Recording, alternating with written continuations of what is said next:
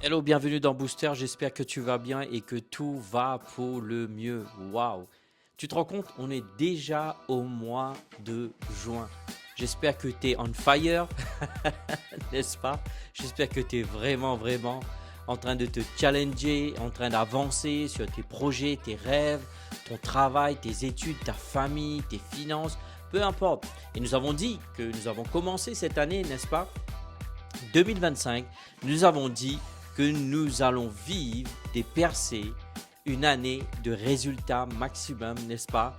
Une année où toi et moi, nous allons accomplir nos rêves et nos visions. Et j'aimerais juste ce mois-ci, pour le mois de juin, en fait, on rentre vraiment presque à la période estivale, n'est-ce pas? Donc bientôt, il y en a beaucoup qui vont partir en vacances. Bon, je le dis ça, certainement, on ne fera pas, donc je verrai bien. Peut-être le mois de juillet, août, on n'aura pas de vidéo de booster, on reprendra au mois de septembre. On verra. Et aussi, j'aimerais aussi remercier tous ceux et celles qui visionnent fidèlement les vidéos, qui commentent, qui likent et qui partagent. J'aimerais vraiment t'encourager. C'est pas juste le fait de partager parce que cette information, des fois, un simple mot, une simple parole peut aider quelqu'un d'autre. Alors, je t'encourage vivement. Si tu es fidèle, tu es abonné à cette chaîne, déjà merci. Merci que grâce à toi, j'ai passé un certain nombre d'abonnés. Merci beaucoup. Ce que j'aimerais, c'est que tu continues à commenter, à liker et à partager. J'aimerais te parler ce mois de juin sur un sujet qu'on n'aime pas beaucoup parler. D'ailleurs, la Bible en parle. C'est la raison pour laquelle on va en parler. Sur la paresse. J'aimerais te parler sur le fait de vaincre la paresse. En fait, j'aimerais que tu prends le temps. N'oublie pas, à chaque fois, prends ta Bible, bloc-notes, stylo, note-les parce que tu ne pourras pas te rappeler ce que tu écoutes. Alors, je t'encourage vivement, s'il te plaît, prends ta Bible, prends un bloc-notes et prends un stylo. Allons-y. Tu peux écrire Proverbe, le chapitre 6, à partir du verset 6 à 11. Proverbe, le chapitre 6, le verset 6 à 11. Je vais le lire. Toi qui es paresseux, va voir la fourmi, observe son comportement et tire-en une leçon de sagesse. La fourmi n'a ni surveillant, ni contremaître, ni patron. Pourtant, elle amasse de la nourriture pendant l'été, au temps de la récolte, et elle fait des provisions. Et là, le verset 9 dit, « Et toi, paresseux, combien de temps resteras-tu couché? Quand cesseras-tu de dormir? Tu veux prendre un peu de sommeil et t'assoupir. Un petit moment, tu restes un peu étendu et te croisant les bras. Pendant ce temps, la pauvreté te surprendra comme un rôdeur et la misère comme un pillard. » Waouh! Je suis en train de lire la traduction Nouvelle Français courante. J'aime bien cette traduction. C'est un peu plus contemporain. Ça ne dilue pas, ça en aucun cas. Ça enlève la traduction d'origine. Mais j'aimerais te dire, déjà, il te dit étudie la fourmi. Waouh! La paresse est un obstacle majeur à l'accomplissement de nos objectifs et notre croissance personnelle et spirituelle. J'aimerais te le redire.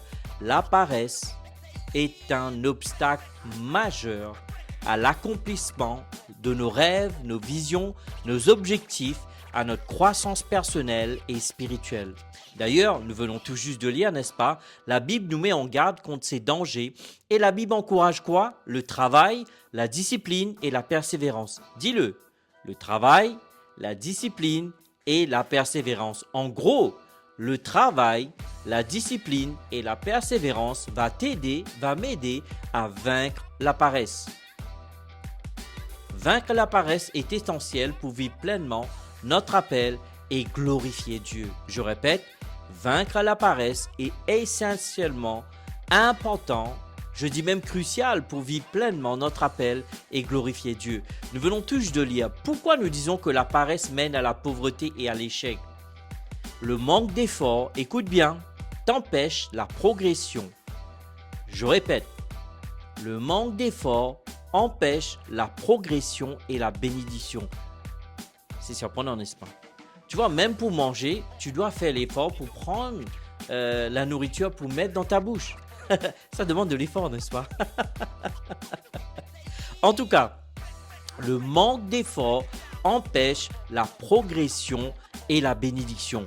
L'inaction entraîne des conséquences négatives à long terme. Je répète, l'inaction entraîne des conséquences négatives à long terme. Quelle serait la solution? Donc, ce que je vais faire, je vais te parler donc plusieurs manières sur vaincre la paresse. On me dit à l'oreillette, 5 minutes déjà passées. En tout cas, voilà, je te laisse ceci. Nous avons vu que la paresse est essentielle pour que toi et moi, nous puissions aller au-delà. Je refais cette phrase, la paresse n'est pas essentielle. Vaincre la paresse est essentiel pour accomplir nos buts, nos objectifs, nos rêves et pour grandir spirituellement et personnellement. Et la Bible nous met en garde contre ce danger-là. Donc, 3 clés, j'ai libéré, travail, discipline et persévérance. Et je t'ai dit aussi, le manque d'effort va t'empêcher de progresser et va bloquer la bénédiction. L'inaction entraîne des conséquences négatives. Quelle serait, je te laisse avec ceci, la solution? Se fixer des objectifs, se discipliner et agir avec diligence. Je répète, fixe tes objectifs, discipline-toi et agis avec la diligence. Père, je te remercie pour cette grâce, pour tous ceux et celles qui vont écouter et regarder cette vidéo, Père. Père, je prie que tu libères une grâce particulière afin que tu, Seigneur, nous aides à vaincre la paresse, car l'ennemi numéro 1 à notre progression et notre réussite est la paresse. Alors Père, nous te demandons la victoire dessus et je proclame la victoire sur la paresse, sur ta vie, toi qui me regardes, toi qui m'écoutes. En tout cas, je te remercie pour ton temps. N'oublie pas de partager, liker et surtout commente et dis-nous comment ces vidéos sont en train de te bénir. Sinon, je te dis ciao, ciao, bye bye et à la semaine prochaine.